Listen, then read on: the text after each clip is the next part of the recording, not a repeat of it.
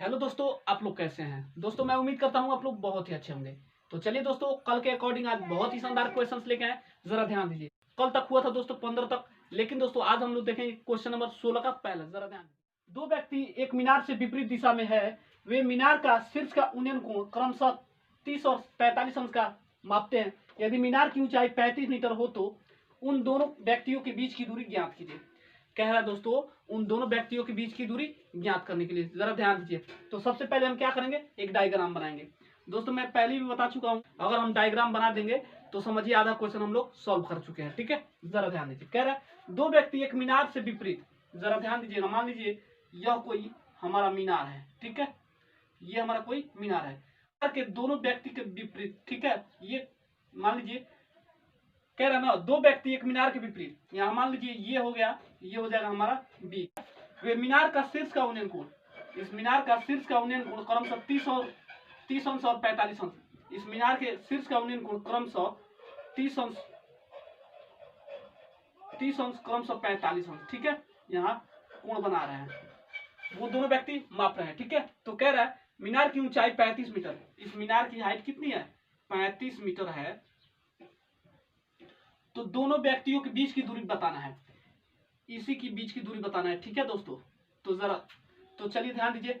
ये बी और ये हो जाएगा सी, इसको डी रख लेते हैं। ठीक है, तो ये दूरी जब y होगा, चलिए इस दूरी को हम y मान लेते हैं। जब ये दूरी y हो जाएगा तो ये दूरी कितना होगा? x माइनस वाई होगा। ये दूरी जब y होगा तो इसमें से घट के कितना होगा? x माइनस वाई होगा। ठीक है, चलिए ध्यान दीजिए। अब हम क्या करेंगे, लंब बटा आधार। लंब बटा आधार किसका मान होता है? टेन थीटा का। किसका? लंब बटा आधार टेन थीटा का मान होता है। तो जरा ध्यान दीजिएगा, तो ये हो जाएगा टेन थीटा इक्वल टू लंब बटा आधार। ठीक है, तो टेन थीटा का जवाब पे कितने अंश का कोण बना रहा है? 30 अंश का। ठीक है, इक्वल टू लंब हमारा कितना है? जरा ध्यान दीजिए, CD है। लंब हमारा कितना है? CD है ना, तो ये हो जाएगा CD अपन आधार कितना है?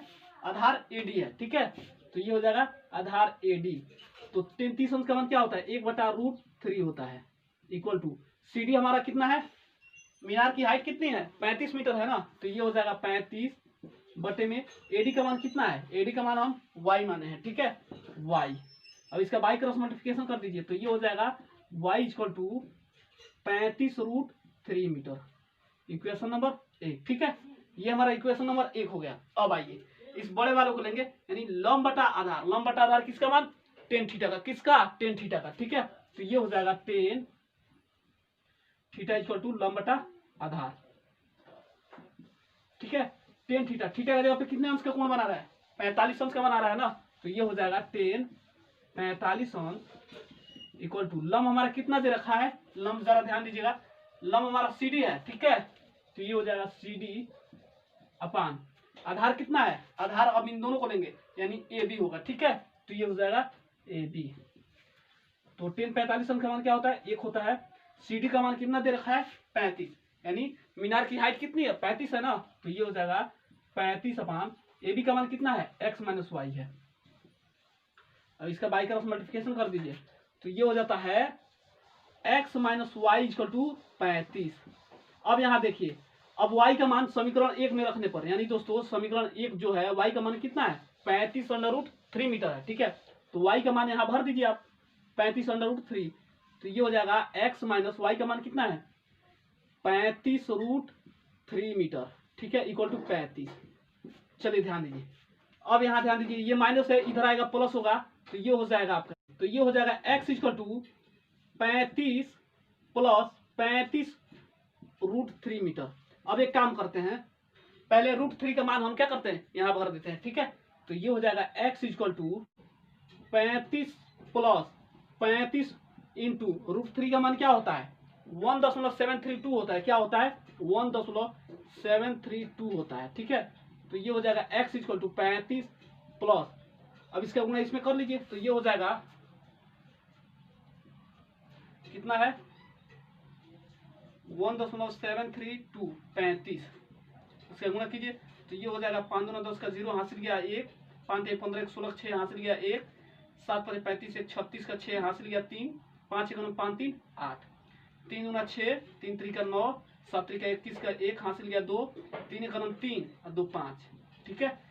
0 12 9 6 15 16 6 हासिल गया 1, ये हो जाएगा 9 1 10 का 0 हासिल गया 1 1 6, ठीक है।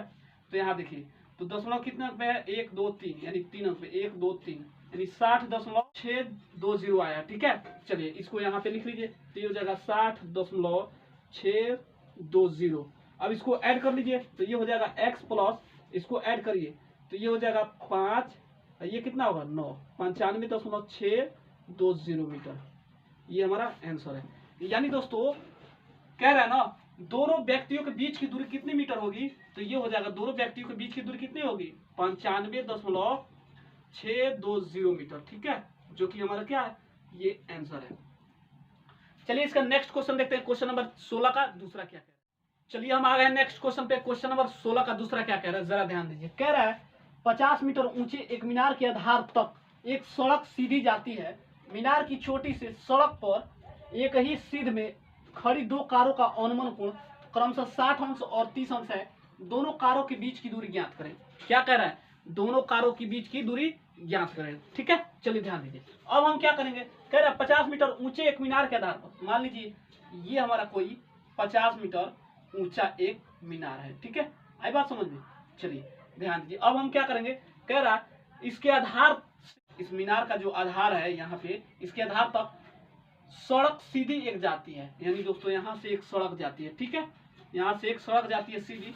तो कह रहा है मीनार की चोटी से, इस मीनार की चोटी से एक ही सीध में खड़ी दो कारों, मान लीजिए एक ही सीध में दो कार खड़ी है, यहाँ पे एक यहाँ पे एक, ठीक है। तो क्या कह रहा है कारों का औनमन कोण क्रमशः 60 अंश और 30 अंश देखी गई। यहाँ से इसका औनमन कोण 60 अंश और मीनार की चोटी से यहाँ तक कितने अंश के कोण देखी गई 30 अंश का, ठीक है। तो क्या कह रहा है दोनों कारों के बीच की दूरी ज्ञात करें। मतलब कह रहा है इन दोनों कारों के बीच की दूरी कितनी होगी, ठीक है, यही पूछ रहा है। तो इसका नाम ए रख लेते हैं, ये हो जाएगा बी, ये हो जाएगा सी, ये हो जाएगा डी। ये हम क्षैतिज बना लेते हैं, ठीक है। जब ये 30 अंश है तो ये भी तो 30 अंश होगा, और ये पूरा कितनी होगी 60 अंश होगी ना। चलिए ध्यान दीजिए। अब हम क्या करेंगे, ये दूरी हम x मान लेंगे, ठीक है, और ये दूरी हम कितना मानेंगे y मानेंगे। आई बात समझ में। चलिए ध्यान दीजिए। अब एक काम करते हैं, सबसे पहले हम बड़े वालों को लेंगे, यानी टेन थीटा। यानी देखिए लंब बटा आधार, लंब बटा आधार किसका मान होता है टेन थीटा का। किसका लंब बटा आधार टेन थीटा, यानी 50 बटे में y होगा, ठीक है। तो यहाँ ध्यान दीजिए, तो टेन थीटा इक्वल टू लंब बटा आधार होगा ना, तो ये हो जाएगा लंब बटा आधार। तो थीटा का जगह पे कितने अंश का कोण बना रहा है 60 डिग्री का ना। तो लंब हमारा कितना दे रखा है देखिएगा DC अपान, ये हो जाएगा DC अपान, और आधार हमारा कितना है BC है ना, तो ये हो जाएगा BC। चलिए 10 60 अंश का मान क्या होता है √3 होता है, ठीक है। DC हमारा कितना दे रखा है, हमारा मीनार की हाइट कितनी है 50 मीटर, कितनी है 50 मीटर, 50 बटे में BC कितना है y माने है ना। चलिए ध्यान दीजिए, हर एक लेके इसका बाई क्रॉस मल्टीप्लिकेशन करते हैं, तो ये हो जाएगा √3y = 50। हमें y का मान लाना है ना, तो y को बाहर निकाल दीजिए, ये इधर आएगा भाग बन जाएगा, तो ये y = 50 बटे में √3 मीटर, ठीक है। इक्वेशन नंबर 1, ठीक है। चलिए ध्यान दीजिए। अब हम क्या करेंगे, चलिए अब ध्यान दीजिए, देखिए अब हम छोटे वालों को लेंगे। लंब बटा आधार किसका मान होता है टेन थीटा का होता है ना। तो अब यहाँ देखिए, अब इन दोनों कारों के बीच की दूरी क्या होगी आपस में जुट जाएगी, ठीक है। तो ये हो जाएगा टेन थीटा इक्वल टू लंब बटा आधार होता है, ठीक है। चलिए 10 30 अंश ना इक्वल टू लंब हमारा कितना दे रखा है DC दे रखा है, तो ये हो जाएगा DC अपान, और आधार हमारा कितना है, अब ये दोनों दूरी जुट जाएगा तो AC हो जाएगा, ठीक है। तो ये हो जाएगा AC। 10 30 अंश का मान क्या होता है 10 30 अंश का मान क्या होता है 1/√3 होता है, ठीक है। इक्वल टू DC हमारा कितना है 50 बटे में AC हमारा कितना है x प्लस y, ठीक है। अब एक काम करते हैं, y का मान हम भर देते हैं, ठीक है। पहले इसका बाई क्रॉस मल्टीप्लिकेशन करते हैं, ठीक है। तो ये हो जाएगा x प्लस y = 50√3 मीटर, ठीक है। एक काम कीजिए, y का मान यहाँ पे भर दीजिए, ठीक है। तो ये हो जाएगा x प्लस y का मान कितना है, इक्वेशन नंबर 1 पे देखिए 50√3 दिया है ना, तो ये हो जाएगा 50 बटे में √3 = 50√3, ठीक है।